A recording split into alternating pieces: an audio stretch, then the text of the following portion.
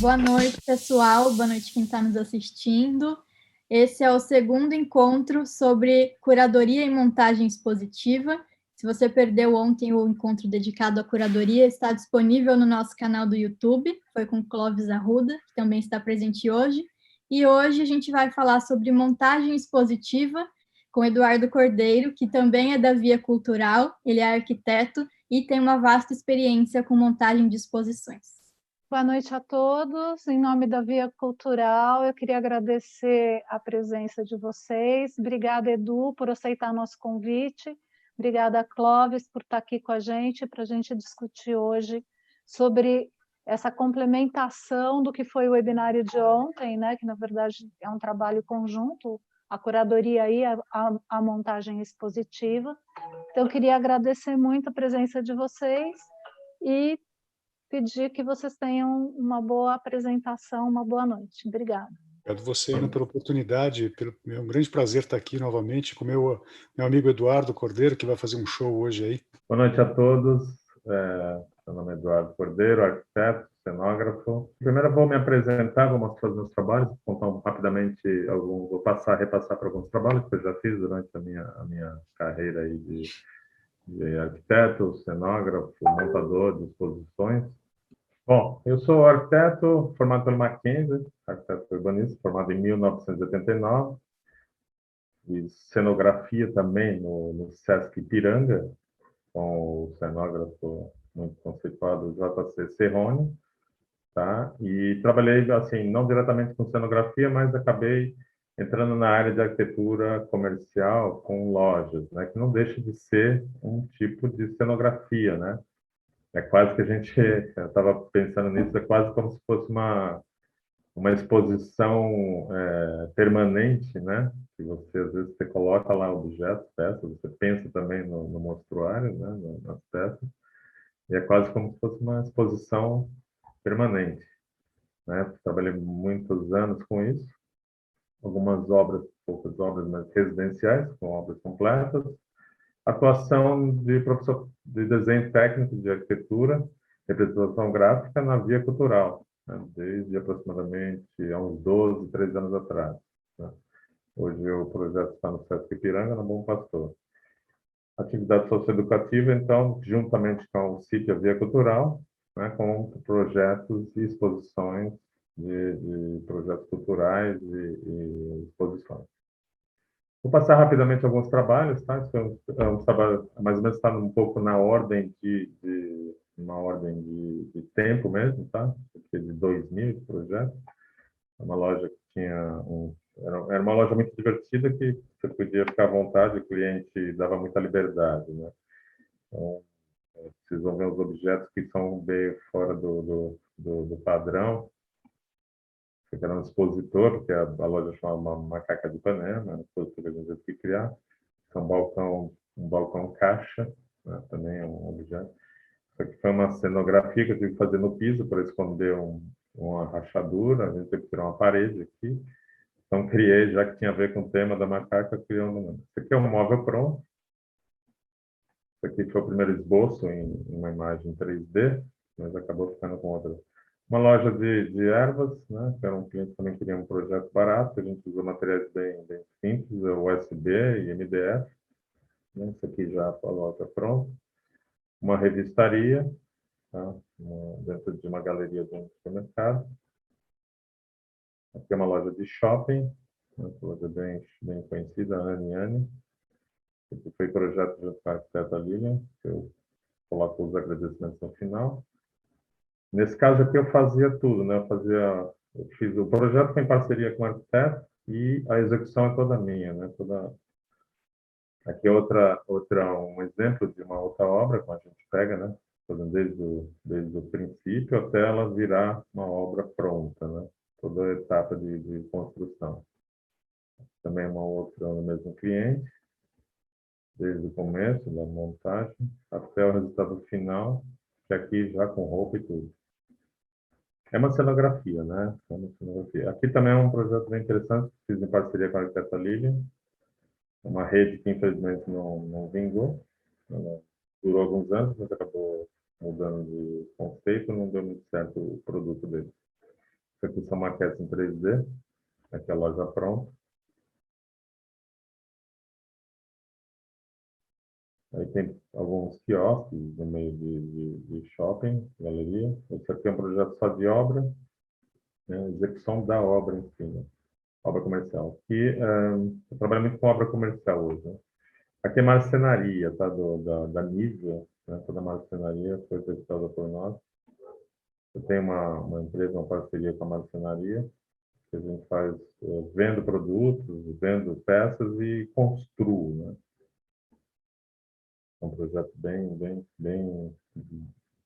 bastante trabalhoso, né?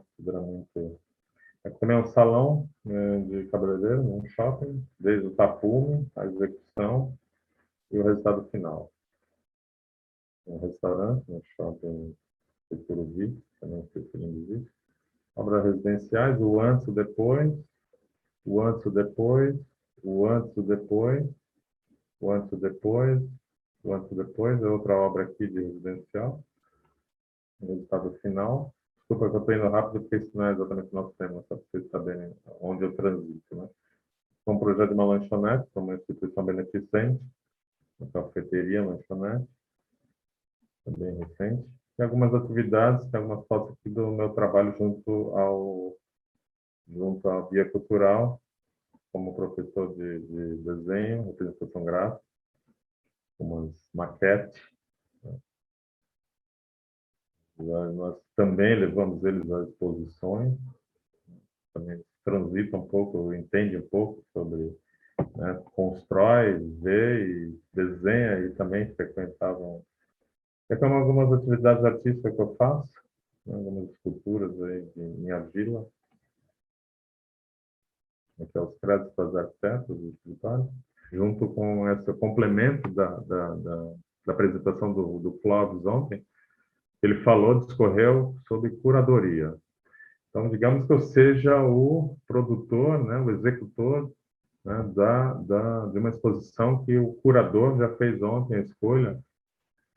Vou mostrar algumas imagens de exposições, não só necessariamente de fotografia, mas no final o tema que a gente escolheu seria uma exposição fotográfica.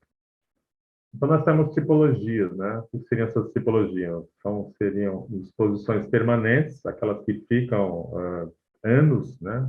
No museu, normalmente no museu, né? Uma exposição de fotografia, normalmente ela está mais dentro do campo temporário e itinerante, né? Ela pode ser temporária e itinerante também, né? Uma vez que ela pode durar um tempo e viajar, né, para um outro local. A permanente, ela, dependendo do tipo de objeto a ser exposto, né, ela teria que ter uma estrutura muito mais resistente e durável, né, para aguentar alguns anos essa apresentação a exposição desses objetos ou dessas fotos ou do quadro mesmo, né. A temporária, ela já tem uma estrutura mais leve, né, que ela pode ser transportada, desmontada e no caso itinerante, ela pode ir para um outro local. Eu vou mostrar alguns exemplos aqui do que seria essa temporária, né? Elas normalmente são feitas de madeira, com painéis, com totens ou estrutura metálica desmontável, né? Naturalmente, ela também pode ficar nas paredes. Isso também tem a ver com o local, né? Tem a ver com o local que vai ser exposto, porque tem lugares que você não pode fixar, né? Quando você ainda pode fixar alguma coisa na parede, ou com um parafuso, prego, ou fita banana, uns materiais que a gente usa bastante, né? Ou até alguma estrutura que você coloca na parede e recebe a obra. Então, nós temos layout. Depois que a gente, vamos supor, o curador já me deu o papel, essa vai ser uma exposição temporária, né? Beleza, aí a gente já começa a pensar no tipo, aí com o que vai expor, né? Qual vai ser o objeto da exposição? Foto? Ah, legal. Aí o layout. Então, a gente tem 3 tipos de layout. Deixa eu avançar aqui para a gente... Nós teríamos um layout, esse layout aqui, que se chama de enfilade, ele tem algumas salas, eu não sei se são todas, do Louvre, que ele tem essa disposição, tá? Você entra numa sala, passa para outra, passa para outra, passa para outra, tem um corredor central, né? Algumas críticas com relação a você perder um pouco a ordem né, até é uma coisa que o Clóvis depois pode comentar, né, Clóvis, com relação se há algumas críticas com relação a você perder um pouco a continuidade desse tipo de local, né? Sem dúvida. E isso interfere também no processo curatorial junto com você, arquiteto, pensando na distribuição das obras, né? Sim, não, mas eu digo assim, no caso, se você está num lugar que tem isso, quer dizer, bom, aí tá, a gente precisa resolver se o lado esquerdo, de repente, vai ser determinadas obras e o lado direito outra. Forma-se uma circulação diferente, né? Não sei. Bom, isso é exatamente, é uma conversa entre o curador, a necessidade dele e a execução. Aí nós temos a galeria, tá? Que seria um corredor central, você tem salas, né? Dos dois lados, mas elas são independentes. Né? Praticamente você até segue um fluxo, mas também você entra em salas separadas. E o contínuo, que também essa galeria é bastante utilizada. Né? O contínuo você pode ter um espaço único, um galpão, um salão, e aí você pode criar essas circulações, né? Essa também pode ser bem confusa, né, Cláudio? Porque, de repente, dependendo da maneira a pessoa perde um pouco, às vezes, creio, o sentido que tá acontecendo o fluxo, né? O fluxo da exposição. É curioso, porque realmente há um desafio aí espacial, onde você pode determinar um certo fluxo, uma certa leitura, às vezes mais óbvia, mas eu vou para a primeira, vou pegar essa informação, depois vou para a segunda. Quando você pega num layout como esse contínuo, ele é um mix, ele é realmente é um liquidificador de informações.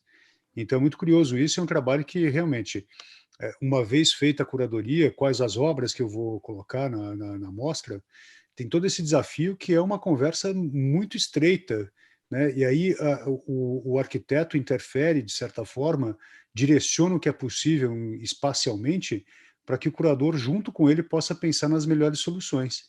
E, às vezes, até no caso de um espaço, o próprio espaço pode impor uma certa descontinuidade do conteúdo. Então, é um dos elementos muito importantes a serem levados em consideração quando se faz a curadoria de uma exposição, né? E, de novo, é um trabalho a quatro mãos, eu entendo dessa forma, né, Eduardo? É. Agora, isso também pode ser resolvido com sinalização, né? Com uma comunicação visual ou até com algumas indicações, né? Para se a gente quiser realmente manter o fluxo naquele sentido, naquela ordem, também dá para resolver dessa forma. Né? Aí nós temos, com relação às superfícies, né? A gente tem paredes, painéis, bancadas, postes, cavaletes. Isso tudo tem a ver com o local, né? Você tem paredes, você pode usar as paredes, você pode fixar, você tem que ter uma estrutura auxiliar, uma estrutura independente, né? Levar um totem, Isso tudo eu estou falando rapidamente, mas eu vou retomar. Eu tenho alguns vídeos mostrando essas situações, tá? Em relação à parede, a painel, bancadas, fotos, cavaletes, tá? Então fica mais claro de vocês terem. Isso também no caso de objetos, esculturas, exposições de objetos com volume, né? E no caso de fotos ou quadros, a gente tem eu tenho até um vídeo mostrando que eu achei muito incomum o tipo de exposição, né? Até bastante curioso, assim. Alguns podem achar que fosse no Brasil, não, foi no Brasil, mas foram de alguns alemães, né? Se fosse um brasileiro no Brasil, talvez achasse que era uma situação meio inusitada, meio sem sentido. Escala também. Escala, a gente tem essa tríade, né? A obra, né? O espectador e o espaço. Quer dizer, se isso não tiver... Vou mostrar também um exemplo de como uma altura, né? Quando a gente fala em escala, é proporção, tá, gente? Numa altura, uma exposição de fotos, se ela não tiver, sempre que possível, no olho do observador, fica meio complicado da pessoa ter que se agachar ou erguer muito o pescoço para olhar, né? Isso tanto para fotos quanto para quadros. Então, nesse caso, eu fiz até uma pequena demonstração numa maquete que eu explico isso também. Iluminação, né? Também tem a ver com espaço, com localização. A gente pode colocar um sistema de iluminação independente, complementar, né? Através de trilhos, através de pendentes, né? Se uma obra, se um objeto expositivo necessita de uma luz específica, a gente usaria um trilho pendurado, né? Eu vou mostrar também, isso aparece em algumas imagens, e ficar para focar, para destacar alguns elementos. E vocês sabem também, vocês veem também algumas exposições onde há uma penumbra praticamente no espaço, e somente assim você consegue transitar pelo local porque o objeto em questão ele está iluminado. E aí é uma iluminação às vezes indireta, né? E às vezes isso tem a ver também com o tipo, né? Para valorizar aquela peça, né? Você entra num lugar completamente escuro, e aí você se locomove por uma luz muito tênue, muito indireta, e o objeto, às vezes, ele ganha também uma valorização, né, por estar ali num destaque muito discreto, mas muito atraente também, né? Se fosse entrando num local, né, ermo, uma catacumba, assim, uma coisa. Os materiais, né? Também tem a ver com a tipologia. A tipologia que eu já falei, que eu já comentei, que depende dessa exposição. Se ela for permanente, se ela for temporária, é itinerante. Então, toda essa estrutura que vai suportar essa exposição, ela tem que estar diretamente ligada, o material tem que estar diretamente atento à duração dessa exposição, né? Ela vai ser desmontada rapidamente, né? Ela vai ficar um mês, 2 meses, 3 meses, é uma exposição temporária que você pode desmontar e levar para outro local. Até com totens, bancadas, etc. As ferramentas, né? Para mostrar essa ideia no caso, o curador começa a pedir, solicitar uma exposição, começa a conversar com o produtor, com o executor, né? Então, a gente usa esboço, croquis, desenhos, né?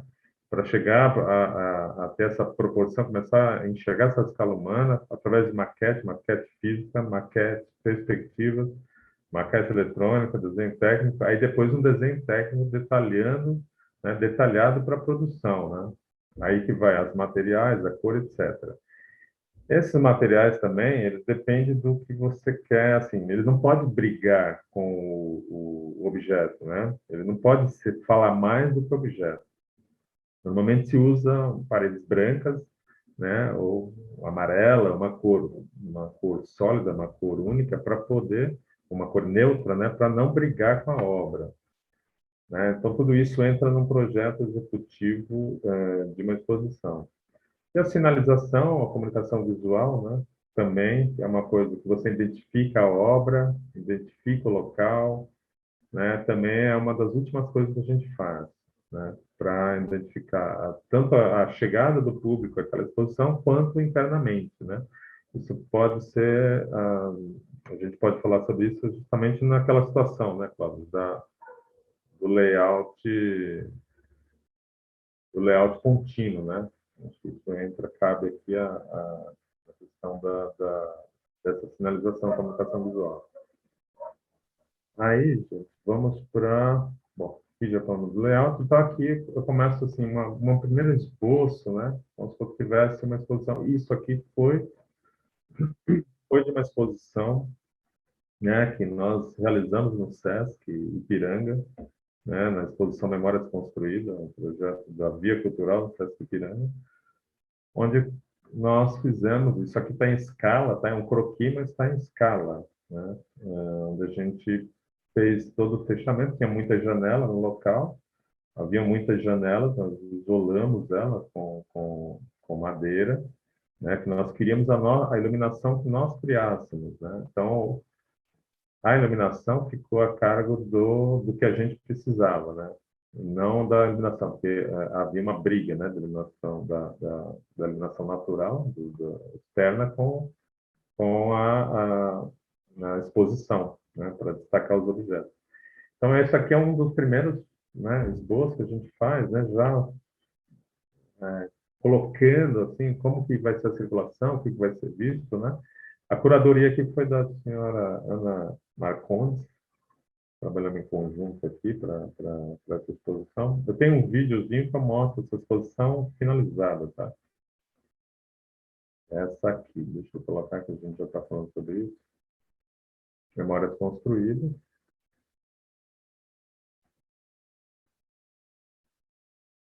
Eu vou tirar o som porque não interessa. Então, aqui atrás tem uma janela. Então, a gente fechou com madeira todas as janelas, criamos esses totens, lembrando, vou dar um pause aqui, que essa exposição ela é temporária, né? Então, aqui a gente tem uns totens, uns tapumes, que viraram, de madeira, que viraram também locais para a exposição das fotos. Nesse caso, essa exposição ela contém objetos, né, peças produzidas pelos alunos, né, os alunos são adolescentes, mas a gente trabalha exatamente como se fosse uma exposição, né, para qualquer público, para qualquer um artista, né? Quer dizer, o conceito é o mesmo, tá? É iluminação, é materiais, é exposição, é fixação, a produção, tudo isso está sendo colocado aqui, tá? A gente tem as fotos, tem os trabalhos dele. Temos aqui um tapume que fecha um espaço, que, né, criou-se também aqui um cenário, tá? Que virou um background aqui atrás. Mas aqui onde estão as janelas, aí apresentou aqui a entrada e saída, que aparece lá no layout. Eu volto mais objetos para destacar esse trabalho de indumentária, assim, que fez parte da exposição, objetos restaurados, esse curso é de restauro, tá? Fotos desse trabalho, né? Aqui novamente. Tem alguns que estão com passe-patou, tá? Acho que esses aqui. Você pode até falar um pouco mais do passe-patou, porque ele tem ele tem uma importância muito grande, né? Claro. Aqui era uma maquete que a gente criou também, deixando um local aqui que não atrapalhasse a circulação. Tem um espelho no fundo que serviu para duplicar a imagem. Um objeto também criado por eles. Fizemos esse totem para expor as peças de argila que criaram.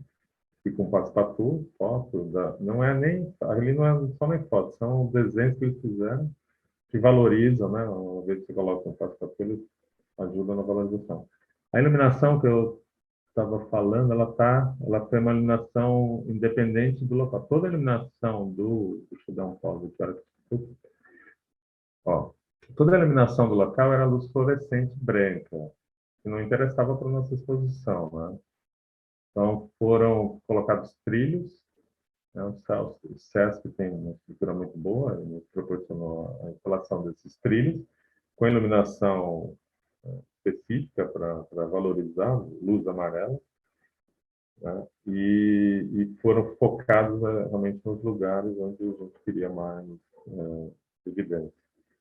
Tá? Aqui são os totens, ó, nas áreas onde a gente no centro, mas queremos essa cortina aqui de um tecido transparente.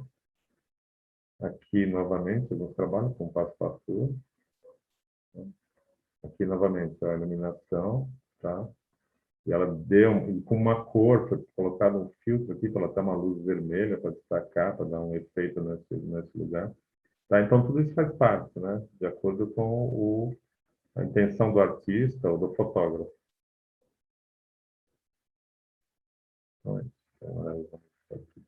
Com relação a... Deixa eu só voltar aqui para lá. Com relação à sinalização, né, voltando aqui só um pouquinho. Bom, eu estava falando de acesso, né? Então a gente estudou o acesso, né? Nesse caso tem duas portas, né? Deixou a circulação livre. A hora que a pessoa entra, ela viu esses dois objetos, são uns manequins com roupa, faz parte também do curso, né? De indumentário, do teatro. E as paredes também, a gente não podia fixar, mas assim, podia desde que a gente restaurasse as paredes, né? Nós precisamos pregar calçamos madeiras aqui nas janelas. Então, dá um pouquinho aqui para ver se está chegando nesse ponto. Nós calçamos essas madeiras por dentro, aqui tem uma trava do lado de fora, mas também precisamos fixar alguns pontos aqui. Depois nós restauramos, procuramos colocar exatamente, então isso pode acontecer em determinados lugares. Tá? Fizemos a fixação em lugares onde tinha a junta aqui do tijolo, que a gente conseguiu restaurar com mais facilidade. A comunicação visual, que é uma das últimas coisas, lá a gente colocou na entrada, né? Isso é importante também não só como destaque, né, para dizer o conteúdo da exposição, quanto que nesse caso a gente usou também como convite. Isso aqui tem a ver, deixa eu já ampliar, com uma pequena maquete que eu fiz que também funciona como uma maneira de demonstrar, no caso, para um curador, né? A partir do momento que você faz um croquis e tal, você começa a montar uma maquete. Esse é um elemento que eu uso bastante, porque eu tenho mais facilidade de estar lidando com montagem de maquete. Né? Então, eu fiz essa daqui, ó, só para mostrar como se tivesse... como se fosse um espaço de exposição. Então, coloquei alguns bonecos aqui, uns elementos, é quase um croquis em 3D, de um boneco feito com caneta 3D, e aí é como se fosse uma exposição fotográfica de uma ligada a indígena, né? Então, essa aqui é um pouco aquela de galeria, que você entra, tem várias salas, você entra nas salas, né, e contorna, sai, entra na outra sala, né, continua o percurso, às vezes, aqui por fora, né? Eu fiz só um trecho, né, só um trecho Então, essa altura, isso aqui está tudo em escala, tá? Exatamente como no caso da produção ficaria. Isso aqui está 1,70 m do observador. Essas obras são peças grandes, elas estariam 2 metros, 2,10 m, para ficar basicamente no olho do observador, no meio do olho, para ele ter uma boa visualização. Aí eu vou mostrar um mau exemplo nesse caso da escala, da proporção e da exposição. Então, aí eu mostro um pouco, estava com o dedo aqui, seria a galeria.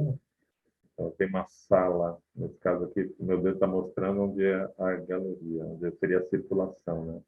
Cada galeria dessa teria um conteúdo, né, expositivo. E aí, essa exposição que eu estava falando, que ela é muito inusitada. Ela é longa, mas eu vou adiantar, tá? Porque eu não vou mostrar, só para vocês verem o tipo também de exposição. E a pessoa tem que ter muita... Eu não conheço o Arnold Schinzinger, George D. Huberman, dois alemães, não conheço, mas dá uma olhada no tipo dá uma olhada no tipo de exposição, né, que eles optaram por essa montagem.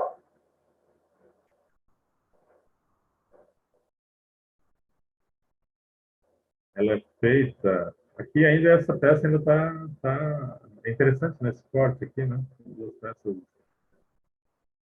cortadas ao meio. Né? Essa ainda dá para ver, mas na maioria das peças, a exposição ela ficou no chão, tá? Ó, isso aqui é um exemplo né, da produção, foi estudado antes, mas eles vão colocar as telas, não são fotos, tá? No chão. Isso aqui foi no Rio de Janeiro. Foi no Rio de Janeiro e eles optaram por as telas no chão. Essa outra aqui foi no Museu da Imigração. Essa é interessante, é um exemplo muito legal de exposição temporária.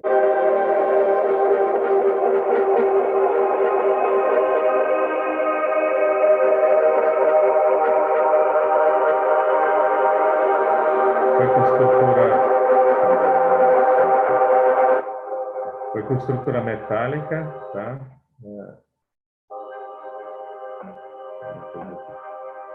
Com estrutura metálica. muito fácil de transportar. Essa provavelmente é temporária e itinerante, né? Porque você desmonta, né? Você não interfere nas paredes, você não danifica nada.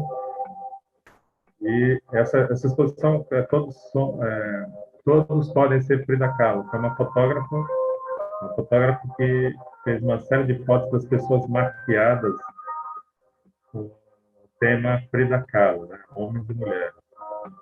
A marcação, isso é um nível laser, tá? Para todas as obras ficarem alinhadinhas, são bastante profissional, né? Que é o certo, né? O correto.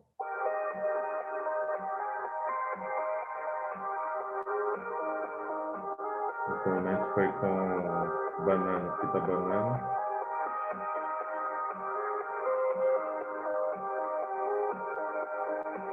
Iluminação, ajustando a iluminação.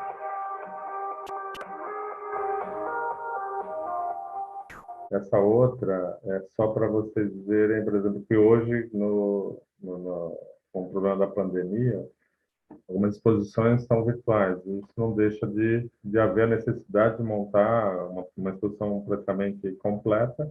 Aqui eles só fazem a abertura, mas é claríssimo que é possível fazer toda uma viagem dentro de uma exposição apenas com os recursos, né, online, remoto. Eu vou mostrar só um pedacinho só para Estênio Burgos, cearense, bem interessante. Né? Todo o trabalho de uma fotografia, de uma curadoria, a presença, independente dela ficar. Sejam bem-vindos à exposição Real Sofia Estênio Burgos do Espaço Cultural Unifor. Aqui no caso é o MASP, né? É uma exposição temporária, mas com bastante, né, qualidade, né, com uma estrutura bacana aqui, né? Criou esses corredores, esse fluxo. Essa é uma temporária que pode até ser bastante duradoura. Essa daqui é uma exposição de umas fotos comemorando os 34 anos do Centro das Mulheres, da Universidade Federal de Pernambuco. Ela atende, né? Ela tem o totem, tem a finalidade, está expondo, deve estar numa escala legal, né? Tem informação, e aí atende bastante. É uma exposição simples, mas que está correspondendo à necessidade, né? ao tema. Essa aqui de um fotógrafo brasileiro chamado Eurico Salles, foi em Milão, ele levou essa exposição, né, chamada Força da Terra, essas fotos, chamada Força da Terra. Aqui eu tinha chamado a atenção com relação à proporção das fotos, né? Realmente, mesmo que elas estão no chão, mas elas têm uma proporção imensa, tem um escalonamento aqui, né? Então, tudo isso tem a ver com o local que foi feito para expor. Iluminação também, atendendo a necessidade. E essa daqui é bem interessante também, feita com aqueles pernas de andaime, estrutura metálica, né? E atende vários segmentos. Ela não atrapalha, ela não atrapalha forro, parede, piso, né? Você pode expor de várias formas, criar corredores, criar uma circulação, peças pesadas, né? Leves. Então, eu acho que até a proposta aqui é essa coisa do rústico, com telas finas, modernas, telas mais delicadas, com uma estrutura pesada, né? Mas bem bacana. E esse aqui é bem interessante, a gente vai gostar bastante, porque assim, é uma exposição também de alunos, né, de Caxias do Sul, mas a maneira de apresentar deu uma valorizada imagina isso aqui, ó, A4, imagina são, né, o A3, não sei, umas pequenas trabalhos de cada um, mas só a maneira deles exporem isso deu uma valorizada deu uma valorizada nas peças. Né? Essa ficou plana e essa aqui eles fizeram essa colagem, né, dando volume aos desenhos. Bem interessante. Uma iluminação, uma coisa muito simples, né? Eu queria que você falasse um pouquinho sobre a utilização de tecnologias, porque eu sinto que, assim, existe hoje uma tendência muito grande das exposições serem mais interativas, não tão contemplativas como até pouco tempo nós conhecíamos como uma exposição tradicional. Seja, por exemplo, você utilizou aí um exemplo no último, que até mesmo a disposição das obras já trouxe um dinamismo diferente na leitura das obras. E eu queria que você falasse um pouquinho sobre o uso das tecnologias, que acho que cada vez mais é uma coisa presente, e depois Covid ainda, a gente ainda coexiste com o mundo digital, mas pensando no espaço expositivo mesmo, uso de projeções, uso de inteligência artificial, eu queria que você falasse um pouquinho sobre isso, como é que você vê isso e alternativas para uma resolução até mesmo espacial, quando você tem muitas obras, você pode fazer uma projeção de diversas obras, né? Essa é justamente eu acho que você tocou nesse assunto ontem, né? Você tocou nesse assunto ontem e eu acho que essas tecnologias, tanto essa interação entre o público e a obra, né? Essa interação fica muito mais fácil, digamos assim, para entendimento, né? Até você mesmo citou ontem um exemplo de uma obra que você consegue até conversar com uma obra, né? Mas aí vai muito quer dizer, vai muito do cliente. Vamos chamar como se fosse um cliente, né? Quem é ou o produtor? O produtor, no caso, assim, o executor, o produtor seria a mesma coisa, mas quem é por trás disso, quem é o cliente a instituição, né, que vai estar encomendando uma exposição dessa, né, porque não é para qualquer exposição, né? Eu até não mostrei aqui, mas a exposição mais simples que a gente já viu e até tem um resultado, a gente pode falar aquela que tem um varal, né? Tem um varal com coisas. Eu vi várias, assim, ainda é exposição de alunos, nem eram alunos, mas que fizeram. Acho que até o Eli está aqui, depois eu peço para ele falar um pouco sobre o Eli. Ele faz algumas exposições em bares, restaurantes também. Oi, boa noite. E aí depende muito da estrutura, né? Mas, assim, eu acho que seria bem interessante se a gente tivesse esses recursos para ter essa interação, assim, com imagens, com o diálogo entre a obra e a pessoa que está lá e o passante. A questão da montagem, ela tem que estar sempre adequada ao local, ao projeto. Quer dizer, tem muitas variantes quando você reúne uma equipe curatorial e de cenografia e de montagem. Muitas vezes digamos, o artista ou o coletivo ou, digamos assim, o museu não tem tantos recursos. A gente pode dizer que todo projeto, para ser um bom projeto, ele tem que ser adequado aos recursos que ele tem. Então, para responder um pouco a questão do Clóvis, eu acho que assim, no momento em que a gente tem condições adequadas e dinheiro para investir numa exposição, a parte das tecnologias, elas acabam dando muito mais acesso e fluidez aos conteúdos, tanto da curatoria, quanto da pesquisa, quanto da própria exposição. Então, existe, digamos assim, uma melhoria da parte do educativo e da exposição em si. A gente tem visto muito nos museus, em projetos museais, a utilização da tecnologia da imersão. né? Museus mais contemporâneos, museus que trajetam com verbas maiores e que usam a imersão, que usam as salas de experimentação sensorial. Então, a gente tem, não precisa ir para o mundo, a gente tem o Farol Santander, a gente tem o CCBB, né? Nós temos diversos, o próprio SESC São Paulo, né? São instituições que usam muito a tecnologia para médias e grandes exposições. É uma acessibilidade através da tecnologia. E eu entendo A questão... que não tem mais volta, né? Eu Oi? acho que a gente ganhou, eu entendo que nem não tem mais volta. Nós ganhamos, acho que São dois espaços agora.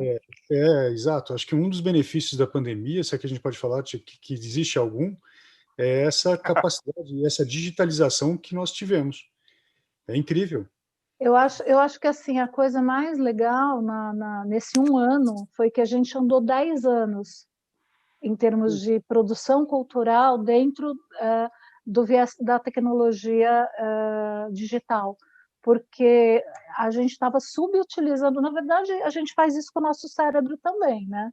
A gente subutiliza a nossa capacidade diariamente.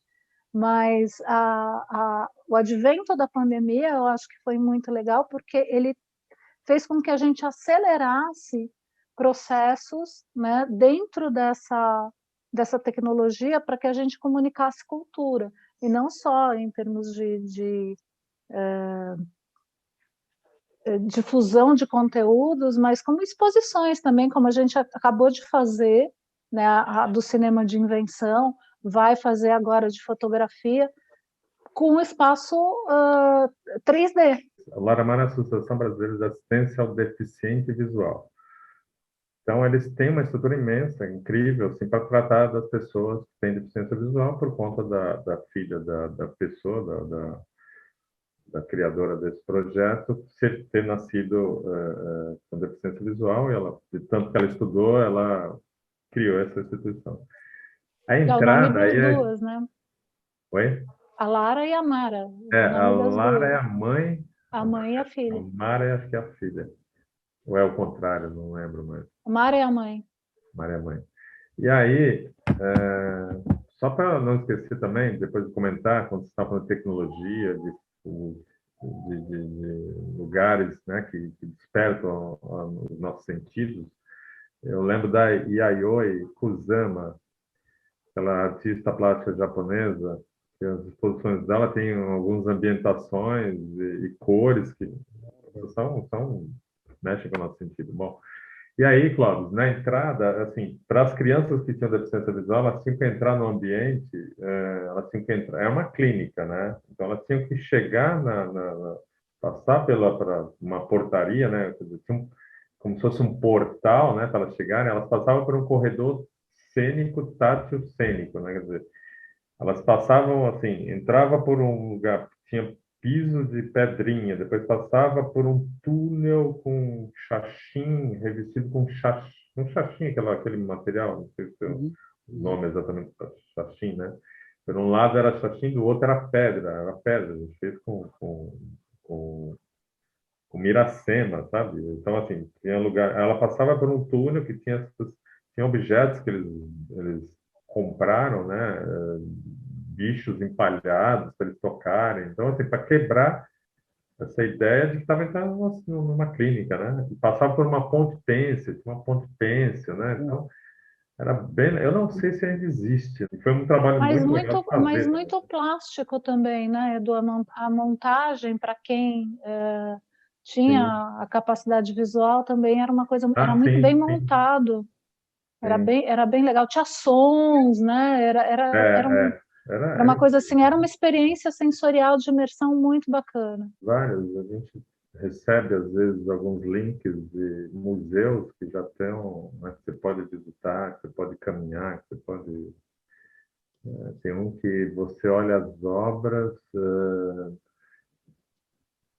esses dias, eu não sei se eu compartilhei, com a Capela Sistina, você entra... Você faz aquele videomapping, né? Você entra dentro e vê 360 graus. Aproxima, vê detalhes. Maravilhoso. Eu tenho uma coleçãozinha, assim, porque eu adoro, acho incrível essas experiências e essa fusão entre o mundo real e digital que é nosso caminho. Portal de acesso a maior profundidade de conteúdo ou até mesmo divulgação, quer dizer, todo esse composto, isso tudo, o alicerce é o propósito da exposição, qual é a mensagem principal que ela deve passar.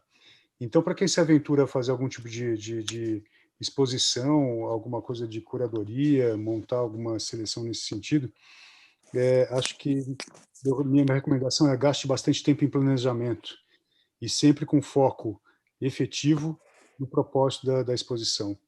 E o resto é que Deus nos ajude, porque realmente é um processo muito complexo, qualquer exposição. E é muito curioso que as pessoas não têm a menor noção. Quando você entra num espaço expositivo, vê uma obra, vê alguma coisa, fala, tá, gostei, não gostei, mas não tem a menor noção do que é o resultado daquilo, de quão árduo é transformar uma ideia numa realidade. Quando você fala em propósito, né? Qual é a intenção, qual que é o... Isso na arquitetura, ele sabe que a gente chama de... Qual que é o partido, né? Vai dar o resultado assim, que você opta por um... Que seria o propósito de vocês, ou a intenção, ou a mensagem, né? Qual que é a mensagem? Para nós é o partido. Então, estabelecer um partido é esse, então vamos trabalhar em cima disso.